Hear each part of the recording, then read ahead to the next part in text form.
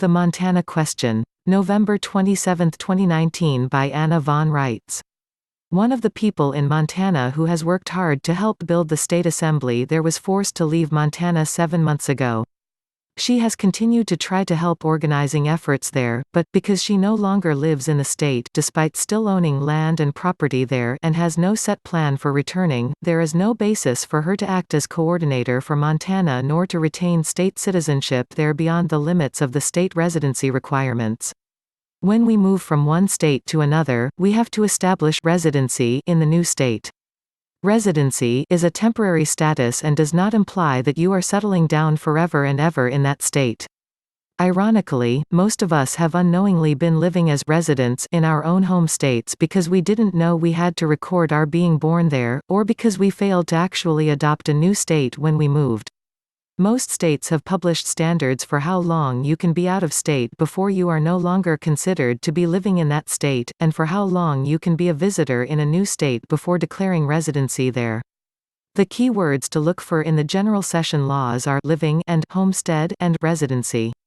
I don't offhand know the Montana laws for this, but I know that in Alaska, if you are gone more than 180 days out of the year, you no longer qualify to be considered an Alaskan. The states of the Union have never allowed dual citizenship, and that includes citizenship in any two states as well as state-federal combinations. The founders considered dual citizenship to be a potential conflict of interest and against the biblical injunction that no man can serve two masters, so none of the soil and land jurisdiction states allow it. If you think about it briefly, you will see that state citizens by definition need to be living in the state where they claim state citizenship. Otherwise, you could have people who were actually living in California, for example, but claiming to be Nevada citizens, and then deciding the fate of people and assets in Nevada. Nobody on the receiving end of such an arrangement would consider that fair or equitable, so it is not allowed, nor should it be. For some reason, our friend in Montana is struggling over these facts and claiming that people outside of Montana are deciding things for Montana and meddling in Montana's affairs and so on and so forth in her struggle to remain active in Montana and not establish new state citizenship where she is living now, but it has always been this way and it has nothing to do with anyone meddling with anything. We can't be two places at once, though sometimes we all wish we could.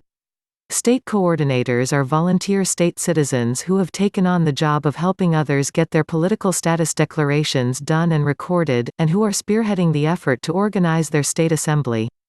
This isn't any official office of the state assembly. It's just another job that needs to get done. It wouldn't be fair to have people who are living in other states acting as your state coordinators, just like it wouldn't be right to have people from other states voting in your state elections. So, no, you can't be living in California for most of the year and claiming to be a state citizen of Montana. It just doesn't work that way.